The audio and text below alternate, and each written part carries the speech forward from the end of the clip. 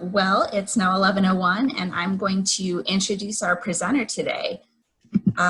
Kate Dietrick has been the archivist for the Upper Midwest Jewish Archives at the University of Minnesota Libraries for the past 7 years. Prior to her time at the University of Minnesota, she lived in New York and worked as an archivist at the Whitney Museum of American Art and with the Crest Foundation. She has her Master's of Information and Library Science from Pratt Institute in Brooklyn, New York, with certificates in both archives and museum libraries, and her Bachelor of Arts in History and Women's Studies from St. Olaf College in Northfield, Minnesota. You forget? Thanks for being with us, Kate. I'm going to let you take it away. Okay, go. Bye. Great. So I'm going to share my screen, if I'm allowed.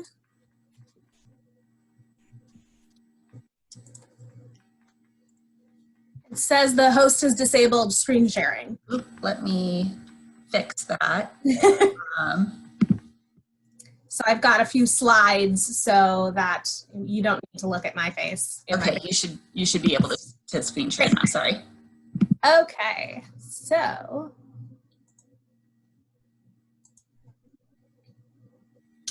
fantastic.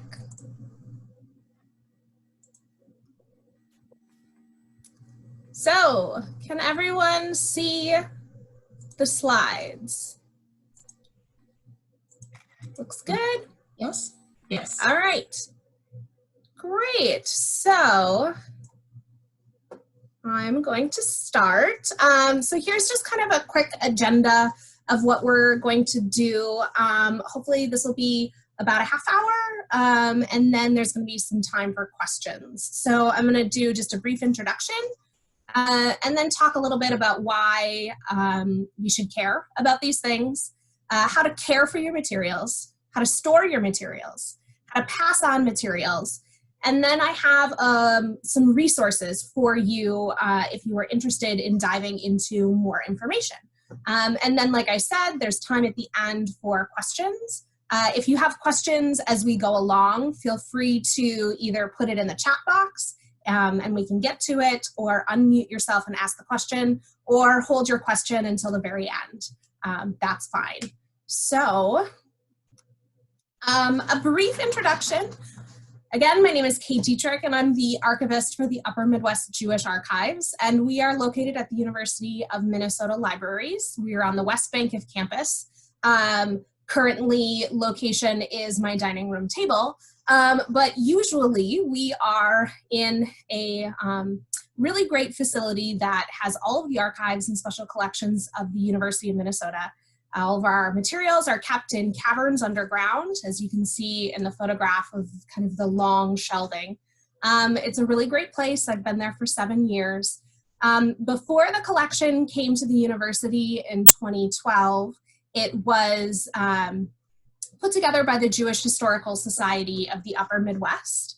And they started and grew the collection until it was donated in 2012. We still work a lot with the Jewish Historical Society for many reasons, some of which I'm going to get into. But we are two separate entities, so there's a little confusion there. But let's just dive in. So why should you care? I'm assuming that most of you care because you're here. But just to kind of further iterate, why we should be thinking about these things. So I'm going to go over kind of how we want to care for all of our family heirlooms and materials. Thinking if there's one takeaway that you can take from this is that your materials should be kept in safe environments.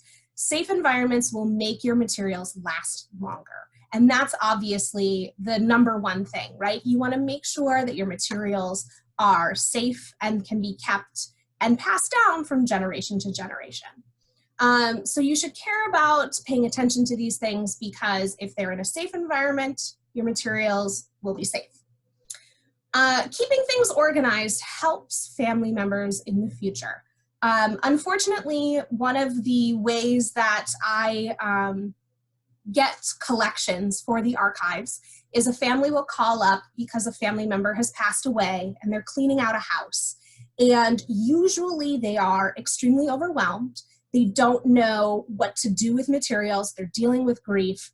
And they don't know, should I keep this? Should I throw this away? Should this go to the archives? Should I give this to my grandchildren? My grandchildren might not care. What do I do? You know? And that's a really stressful time for families. And so if you are keeping your materials organized now, that will really help in the long term to make sure that these materials that you care about will be passed along.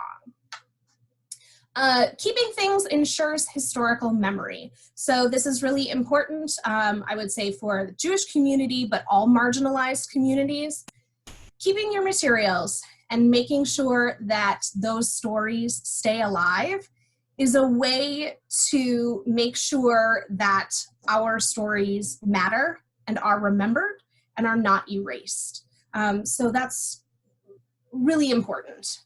Your story matters. So oftentimes as an archivist, people will say, well, I don't really, I mean, you don't want my stuff because I'm not important. I didn't, you know, I'm not a CEO. I didn't invent anything. I'm, you know, I'm just a normal person.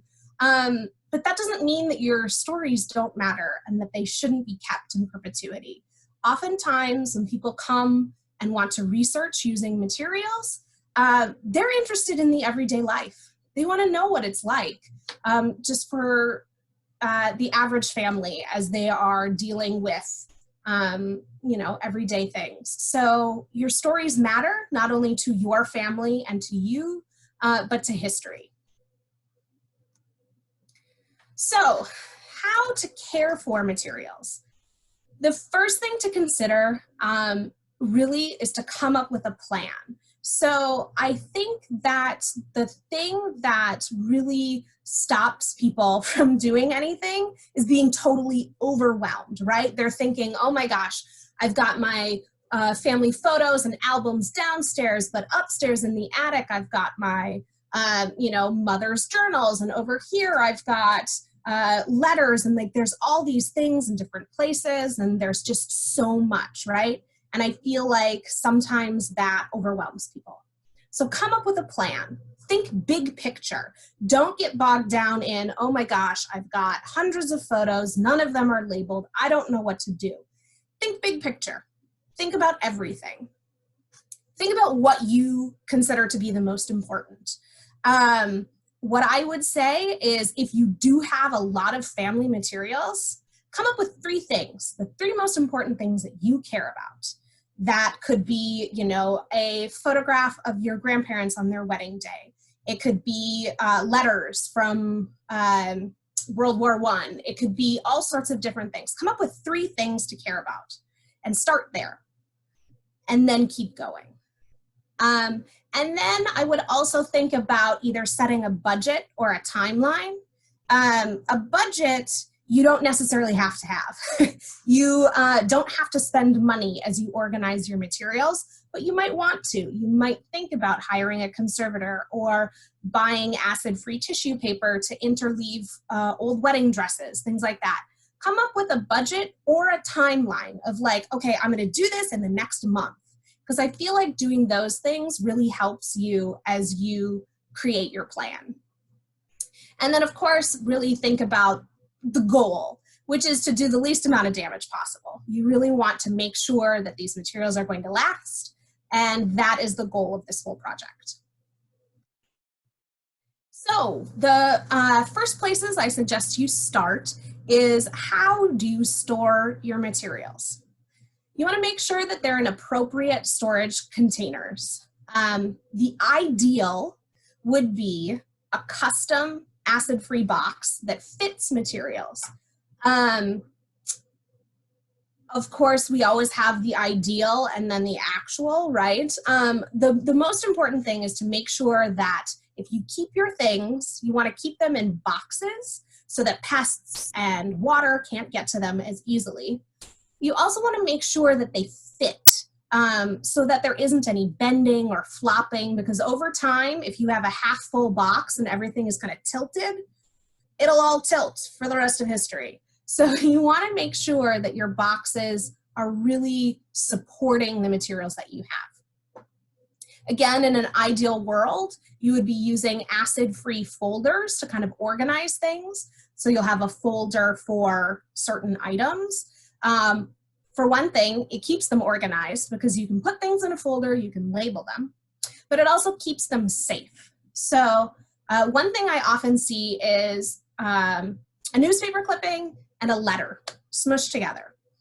What happens is newspaper is very acidic, and when it touches that piece of paper, it's going to off gas onto the piece of paper.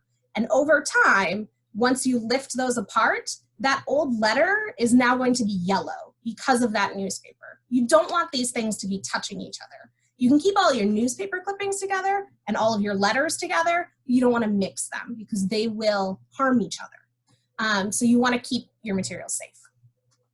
In an ideal world, we would remove metal fasteners. So that means staples and paper clips. I don't always do this, even in my own archives. Usually you can look at something and say, that's good.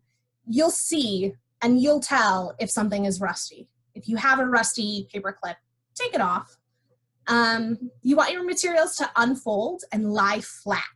So my grandpa had an old letter that he kept folded in his wallet. And he would, you know, unfold it and refold it and unfold it and refold it. And over time, it starts to rip, right? You want things to lie flat. There's one exception to this, and this is rolled material.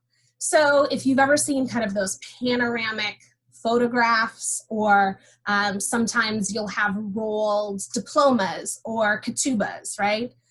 These things are rolled, and no matter how hard you try, lying it flat, stacking, you know, dictionaries on top of it in hopes to get it flat, you're not going to get that rolled thing flat. The only way to get that rolled thing flat is actually to put it in a humidity chamber, get humidity into the piece of paper so that it lies flat, and then it won't be as rolled. You need a professional to do that. So keep your rolled thing rolled. The other thing, you want to think about appropriate plastic sleeves for things, again, to keep them safe. So these are usually polypropylene sheets. If you search for polypropylene plastic sheets, you will find them. These will make sure that your materials are safe. So this photograph that I have on the slide is a really great example of bad plastic. So these are New Year's greeting cards. And they were all, I think there was maybe 20 of them. And I think they were created in the 60s. They look of that era. And they were in the kind of shrink-wrapped plastic that they were probably shipped in, right? You'd get many of these. And so I'm sure someone looked at that and said, well, they're in the plastic they came in, they're fine. When I opened that, you'll see the top card is the one that was touching the plastic. The bottom card was one that was kind of in the middle of the pack. And you'll see just how discolored those are.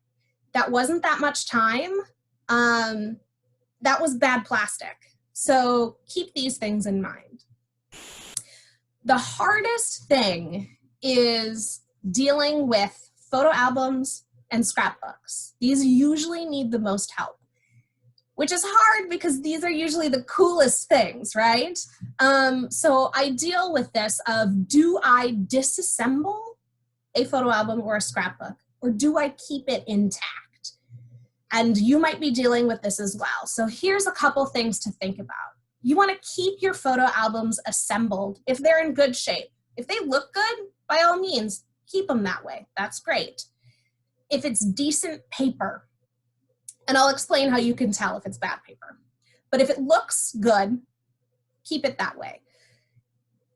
You want to keep it assembled if it tells a story. So this is in particular with scrapbooks. I love scrapbooks because they are usually so lovingly put together, right? And you can see so much personality in them as people put things in places.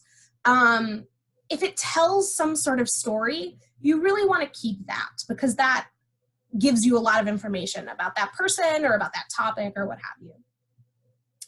You want to disassemble these things if they are on bad paper.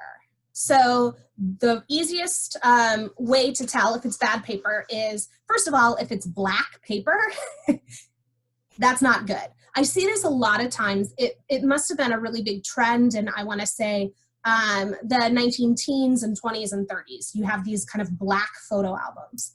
And that paper is extremely acidic and will erode your photographs over time. The way to tell if a normal piece of paper is very acidic is take the corner of one page and dog ear it, just fold it over. Fold it over once, fold it back. Fold it over twice and back. If it breaks off, that's the easiest way to tell that that is bad paper, right? You've only folded it twice and it's already falling apart. You want to get rid of that. You want to take things off. It's acidic paper. It will harm your stuff. You want to disassemble it if it's, again, bad plastic, as we've seen here. Bad plastic will ruin things over time. You also want to, I think this was like a thing in the 70s and 80s. Those photo albums, if you remember, like the plastic comes off and the page was sticky and you'd like put your photos on it and put the piece of plastic. That's all of my childhood pictures are in those. Those are really bad because the sticky keeps the photo in place, right? That's great. But it also harms the photograph. So taking those apart is a good idea. And then you want to disassemble things if they're falling apart. So those scrapbooks usually were put together with rubber cement and paste. And over time, those just completely evaporate and things start to fall out. You don't want a scrapbook where every time you pick it up, you kind of like leave trail behind you of stuff because it's falling out, right? At that point, you kind of want to say, maybe it's best if I disassemble this. If you do disassemble things, you want to make sure that you take any sort of labels that were in the album and put them with the items. Audiovisual materials. So we're talking about reel-to-reel film, VHS, cassette tapes. I'm not going to go into this too much because this is like a whole different field of chemistry. And it's, there's a lot to deal with there. But basically what I'm going to say is these are unstable mediums. So you can only play a VHS tape so many times and then it starts to erode. Same with cassette tapes. These things were not meant to be preservation copies for all time.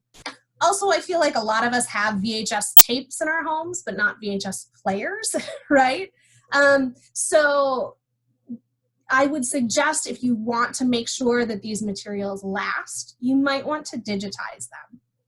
There's some issues with digitization, and I'll go into that later. But think about digitizing your materials. There are companies, again, I'll go through that. There are companies that will do this for you.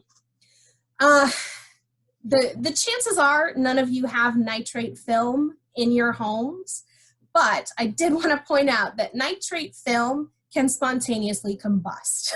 This is a fire hazard. If you are at all worried that you might have nitrate film in your home, check out the Library of Congress. They've got a really great website to talk about care of film. Dealing with damaged books. So I'm always of two minds with this one. And basically, what you want to think about is, what is your goal? Is your goal, if you have a book, say, some sort of family Torah that's been passed down over the years or whatever it is, an important book for your family. Do you want to just make sure that it's stable, or do you want to intervene? Do you just want to make sure that it's okay, or do you want to do something drastic to repair it? And the way to determine what you want to do is basically, is there sentimental value to this thing, or is there monetary value? If you think that this thing might be sold, have some sort of monetary value, you're not going to want to do any sort of work on it yourself. You're going to want to hire a professional. But if it's just sentimental value, and say, for example, the most common thing, right, in a book is that the binding comes off so that it's no longer sewn together. The cover is off, the spine has cracked, things like that, right? And so you want to, if you want to deal with that, there are ways that you can do that yourself. I really like conservation. I was blessed when I was in grad school. I worked in the conservation lab at Columbia University. Dealing with repairing old books is like cathartic and really great. There's so many YouTube videos and tutorials online that will help you deal with doing these things yourself. But again, only if you're comfortable doing that. The Center for Book Arts also has some classes that you can take, not now, sometime in the future. Hopefully they start up again. But there are things that you can do. Hold on, I just see a few chats here. So let me quick get to those, if you don't mind. I've got a couple of precious photos that are rolled up. Is there a way to imitate a humidity chamber at home, or where in the Twin Cities could I take them to have them unrolled? As far as I know, there's no way to imitate a humidity chamber at home. I will, at the end, I'm going to share a resources page, and on that page, there is links to how to find a conservator. And those people can kind of help you find someone who can do these these kind of interventions. We at the University of Minnesota, we have a very small conservation lab, so we only do some things in-house, but we send a lot of stuff over to the Minnesota Historical Society because they've got a really great conservation lab. So I don't have personal experience working with private conservators, so I will say that. Before disassembling a scrapbook, I hope you take a photo of each page. Yes, I should have mentioned that. There's so much kind of uniqueness to a scrapbook page. And to understand how things relate to each other, we do take photographs of things when we disassemble them. Not always, because sometimes there is no order or there's only one thing on a page, and in that case, we don't need to take a photograph. But yes, if your scrapbook is going to be disassembled, it's really great to take a photo of that so you can see how things relate to each other. Scanning the page, yep, that's also possible if you have a scanner that's large enough, right? How have archives changed over the period of time you've worked at the U of M? Do archives ever do outreach? So archives have really kind of changed, I would say, in the last 10, 15 years, especially in dealing with outreach. So the Upper Midwest Jewish Archives is just one of 13 different collections at the University of Minnesota. And each collection kind of has a different collecting policy. So there's the Social Welfare History Archives, and they deal with social work.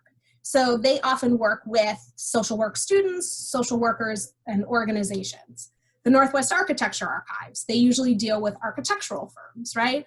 But the Upper Midwest Jewish Archives, I work with Jewish community. So my job, I try to do a lot of outreach in the community, talking about things like this, sharing knowledge, learning things, putting on exhibits, doing talks and things like that. And I've seen this shift over time. Years ago, there was kind of a gatekeeper mentality, an ivory tower-ness of archives, right? Only quote unquote serious researchers should be using archives.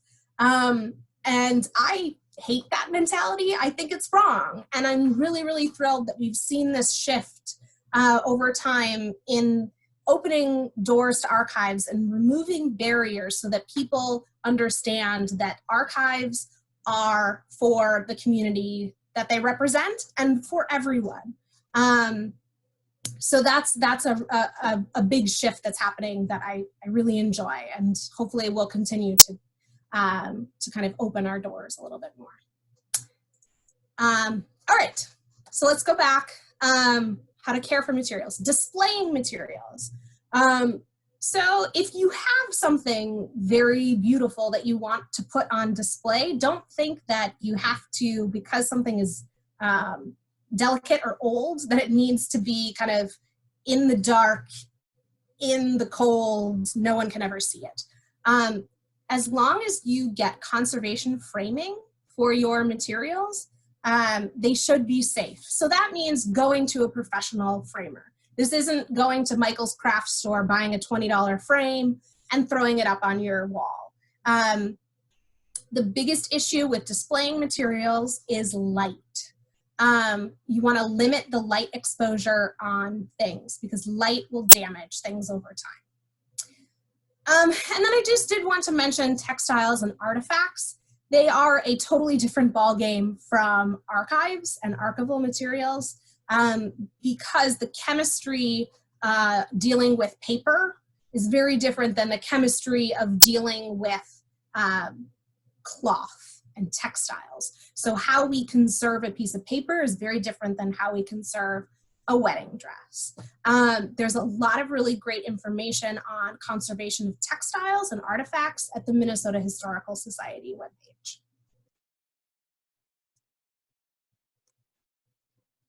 So, how to store your materials. So, right, that's the next one. Okay, yes. So location, location, location. This is, again, like I said, this is really the thing that I hope that you pay attention to the most. Where you put your stuff will drastically impact whether or not it will survive. So you want to avoid attics, basements, garages, and crawl spaces. That being said, I am sure that all of you, myself included, have materials in attics, basements, garages, and crawl spaces, right? You know, my crawl space, that's a great place to keep all this old stuff. But it's not, because the ideal environment is stability. Ideal environment is 68 to 70 degrees and less than 55% humidity. The thing that will erode your materials over time is very large fluctuations. So high humidity and then low humidity, and then high humidity and low humidity. Because if you have a piece of paper and it's humid, it's going to take in a lot of moisture, and then once it gets dry, that moisture goes out. And this is how you get warping of things over time, right? Insects and rodents can cause lasting damage. And of course, insects and rodents, these things are in garages. They're in storage containers and things like that. Also, basements, garages, and attics are more likely to be damp or to leak water. And these things really, really harm materials over time. So here's a couple common damage issues that happen. Light damage. I had mentioned this before. Over time, light will erode your materials, as you can see here. Keep items out of direct sunlight. I have this beautiful framed old photograph of my great-grandmother, and it is amazing, and it is in my basement. And the reason that it is in my basement is because that's the only place where light, constant sunlight wouldn't touch it. Which is a bummer, but again, I want to make sure that this will last over time. Insect damage. This is a photograph of bookworms. Realistically, you're not going to get bookworms. Bookworms are also not actual worms, but you might get insects. Insects, again, like dark and damp spaces. I have seen so many collections that have dead bugs in them, and it's pretty gross. Regular dusting and vacuuming will help. And again, making sure that things are not in garages, for example. Then this last photo is of foxing. And foxing comes from high humidity. It is not reversible. It's pretty ugly. It will disfigure your paper, but it won't actually damage the stability. It just looks really bad.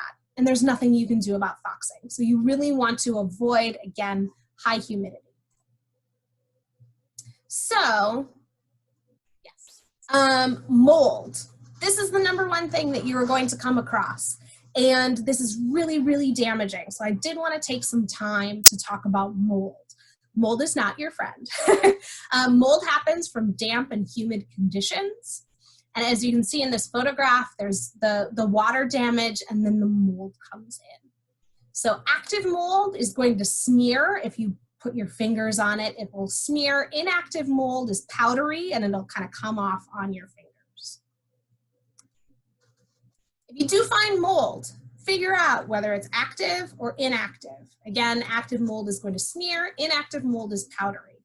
So the way that you deal with it, if it's active, immediately make sure that that space is as cold as possible because the cold will kill the mold.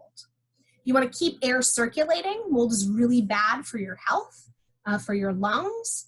You want to look for possible sources of moisture, figure out how did the mold happen in the first place. If you have a really large-scale mold problem, you need to call a professional.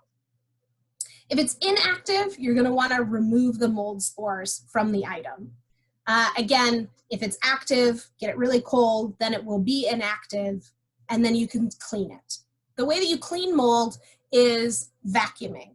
So an easy way to do this at home is put a cheesecloth on the end of a vacuum hose and vacuum off all those black mold spores.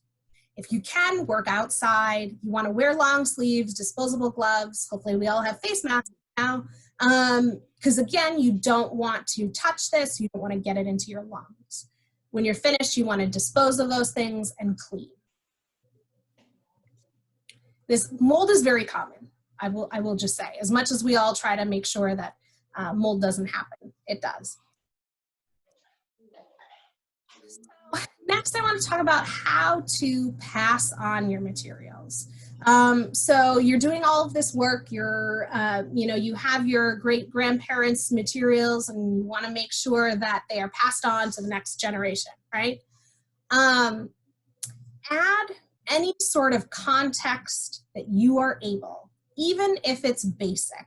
So you know that that is your Uncle Peter and your Aunt Shelley, but your great-grandchildren, your grandchildren might not know that, right? So even if it seems really obvious to you, it's not going to be obvious in a couple generations. So add that context. Please label things, right? I'm terrible with this myself, right? I take photographs, I print them out, and then I don't label them. I don't put a date, I don't put who they are, because in my mind I know, oh yeah, that's from 2014 and those are my friends. But again, that information will be lost over time. So in small, unobtrusive print, write the names and dates on materials if you can. Use a pencil, and if you're dealing with photographs, you can buy special pencils that will write on the back of photographs. I don't know if you've ever tried to kind of write on that glossy print. Pens won't take to it, pencils won't take to it. So there are special pens and pencils, I would suggest pencils, to write on the back of photographs. So then, talking about digitization. So there's pros and cons to digitizing your materials. It's a great way to pass materials on, right? So the pros are you can organize things into folders, right? So if you digitize all of these old letters, you can organize them however you want on your computer. You can label things. It's really great to organize. You're able to share things online, right? Once you digitize a photograph, you can put it on Facebook, you can share it with your family, you can email it to your grandchildren, what have you. So there's really great benefits to digitizing your stuff. The cons of that is no one knows what the future holds, right? So I have all sorts of things that I have digitally, right? But every single time I get a computer, I have to make sure, okay, all of those JPEGs of photographs need to make it onto my next computer, and the next computer, and the next. There's constant migration. And because of that, things are easily lost. If you keep materials on small jump drives, right? You've scanned all your stuff, it's super great, it's on this tiny little jump drive. You might lose that, right? So there are cons to doing this. There's an upkeep for digitizing things. Certain companies can help you with digitization. If you yourself don't want to sit there with a scanner, if you don't have a scanner, sit there and scan materials. You know, people always ask me, what percent of the archives is digitized? And it is a tiny, tiny percent, because digitizing things takes a long time. A human actually has to do this work. So if you don't want to be that person, there are companies that, for example, they send you a box, you put all the stuff, whatever you want in that box, you ship it, and they send it back to you digitized. So those are options. I would say, if you digitize your stuff, don't get rid of the originals. So this was a thing in libraries that they did in the 80s. They would scan all old newspapers, put them on microfilm, and then they threw away the originals, which is really problematic because now microfilm is degrading and we can't go back to that original to scan it again, right? So still keep your originals if you do digitize. Curation of your stuff. This is really hard for people to hear, especially from an archivist. Not everything needs to be kept. I am sorry, right?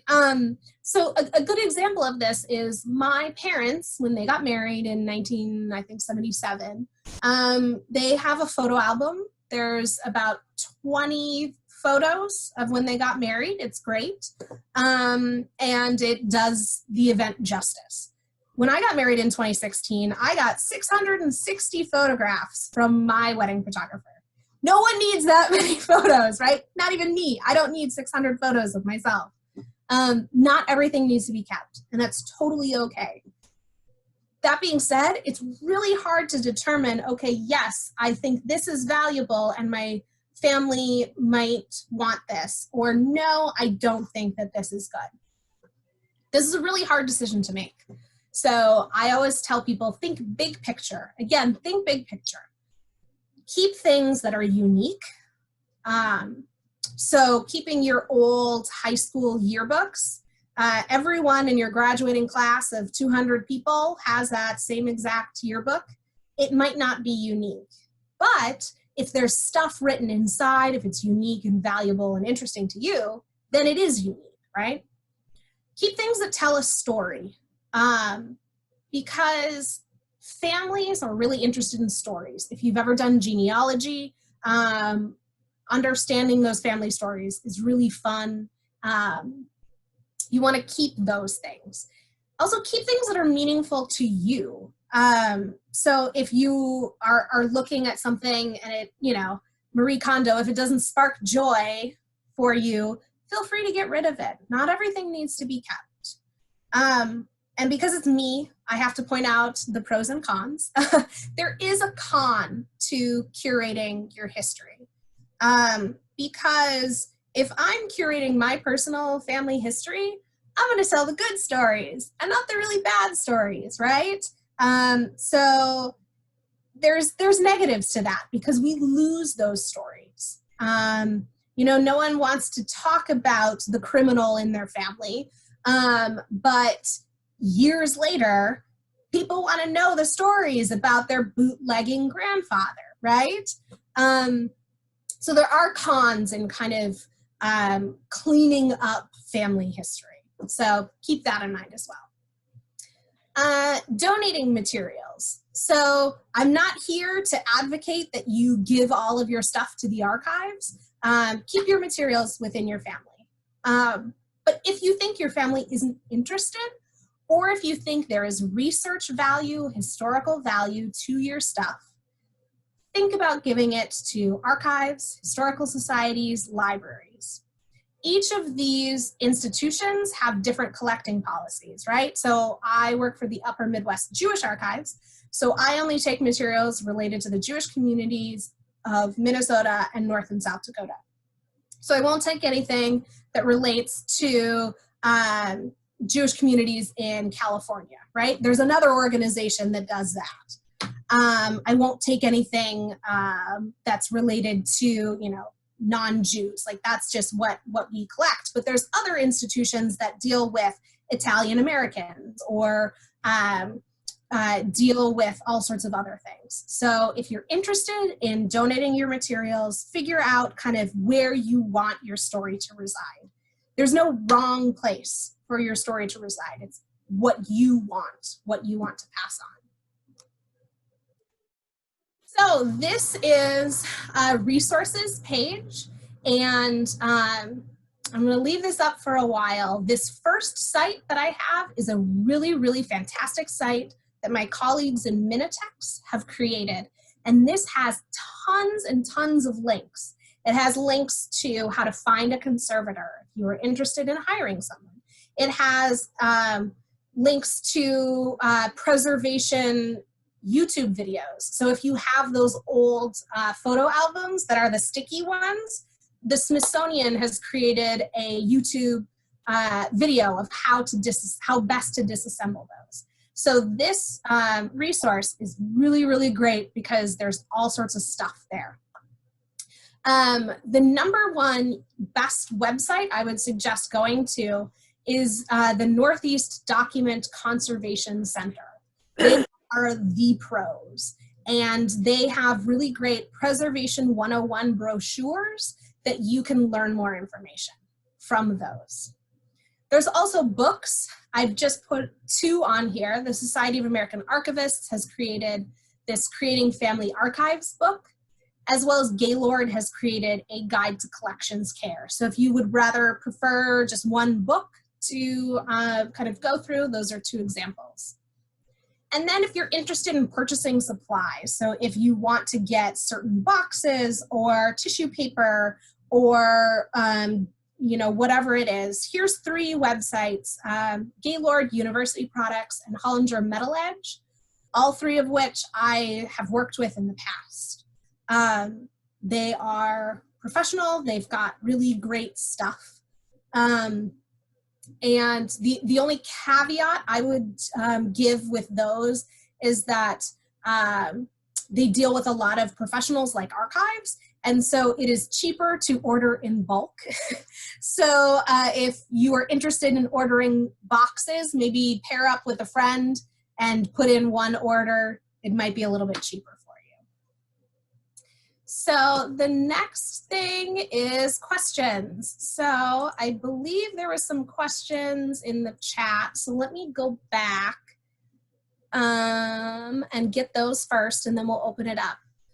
What do you see as your role in the current pandemic? Would you ever collect people's reactions to living through this experience? So this is really interesting. And different libraries are doing different things. So the Minnesota Historical Society has actually created a webpage where you yourself can upload your videos or documents or tweets or whatever it is dealing with the pandemic. This is another shift I've seen in archives over the years. Before, archives weren't really interested in the now. They were more interested in documenting the past. But now we've really started to shift. And I saw this shift happen in a really fantastic way when dealing with Ferguson.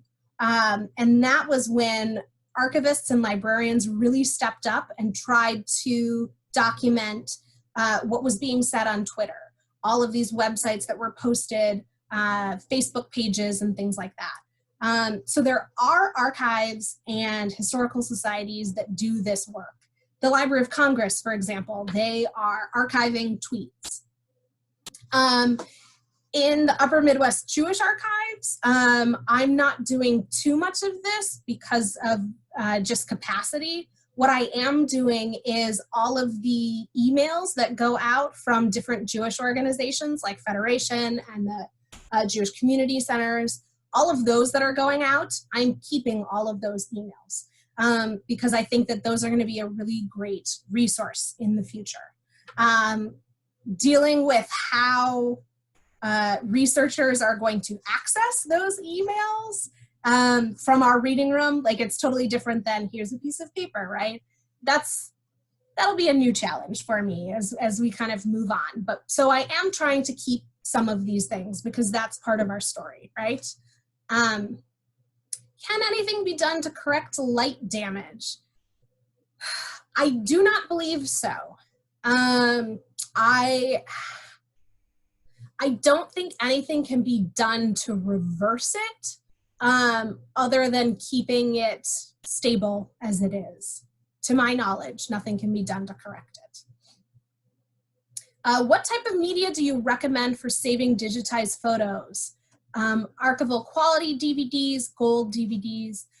I don't really have a recommendation because I can't see the future, right? So, you know, everyone was like, oh, you know, VHS is the future. And well, that future did not last very long, right? And then DVDs, and then we've got Blu-rays, right? So all I'm gonna say is, if you decide to digitize something, make sure that it comes in a way that you can access yourself, right? So if it is on a DVD, you have a DVD player in your home, you can watch it, right? That's of value.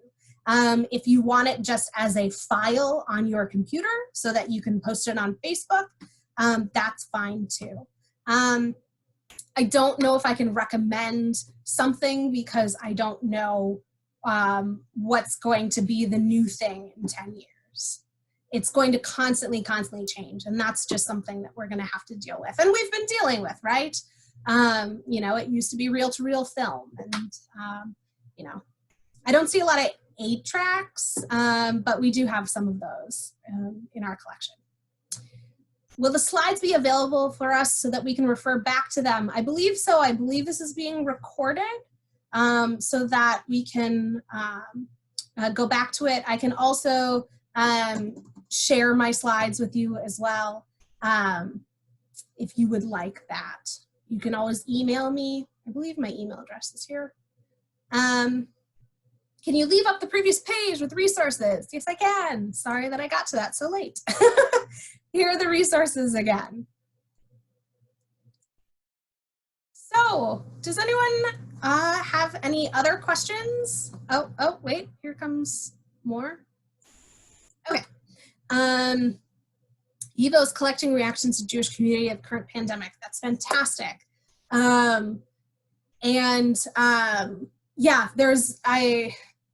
it's really hard to keep up to date with everything as history happens.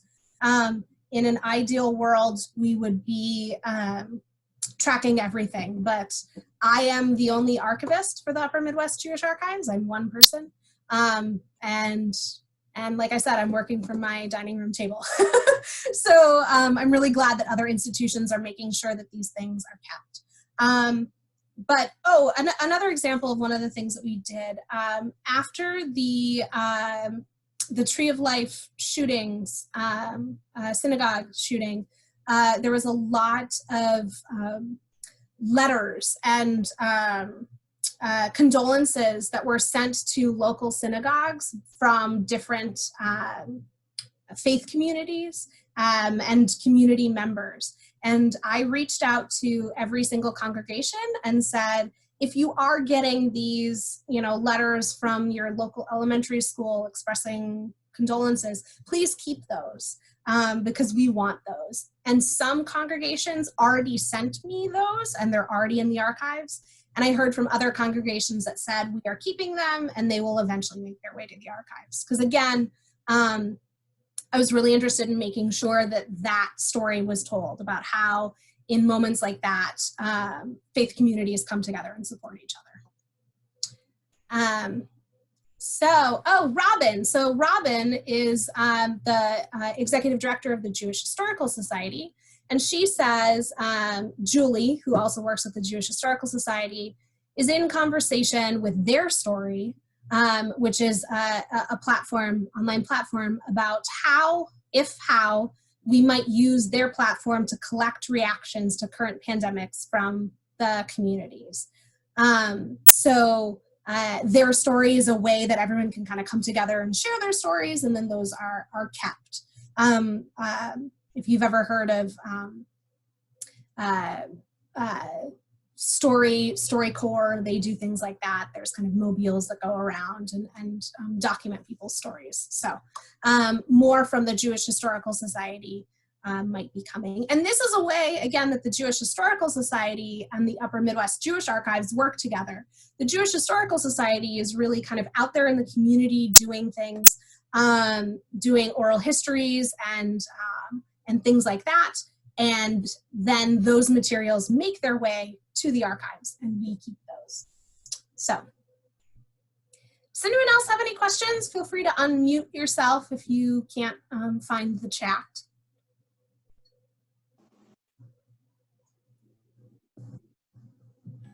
It looks like we have a question from Nancy. Nancy, do you want to unmute?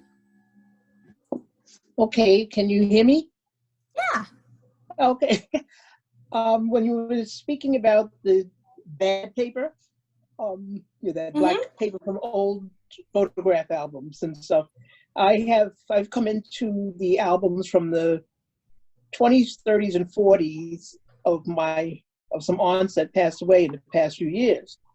And some of the pictures are in there, and they have those little corner pieces holding them in, which is fine.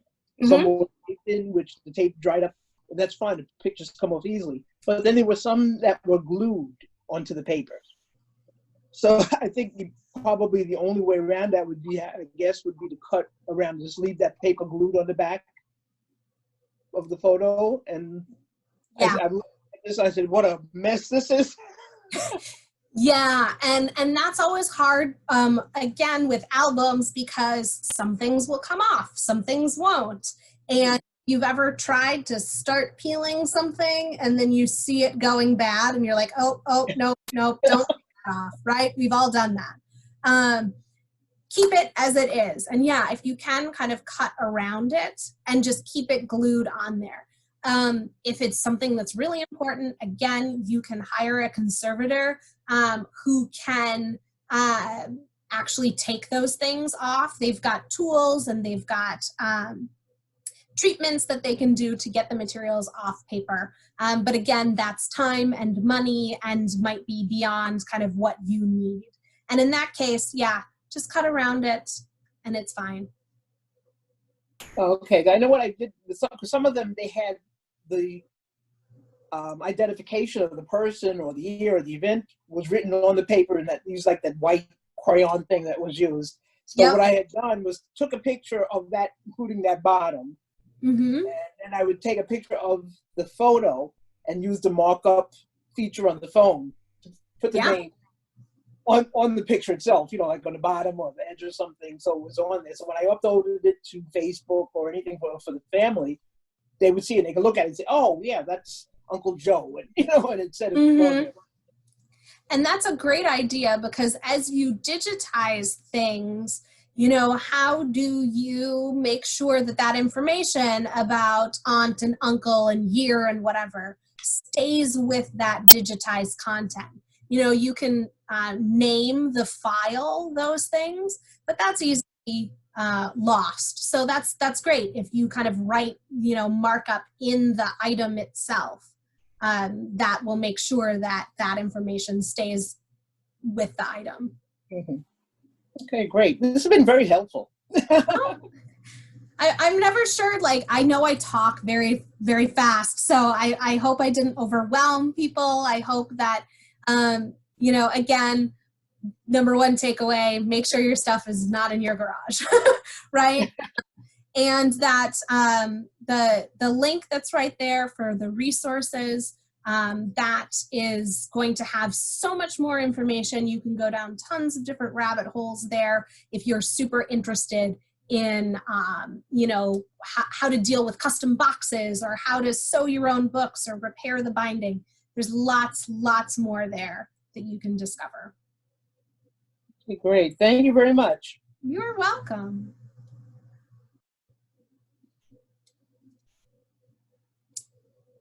Anyone else? All right, well, I have, if we go back to this right here, let's pull this up again. Here is my email address. So if you have any follow-up questions, feel free to email me. I'm not physically in our building, but I am working.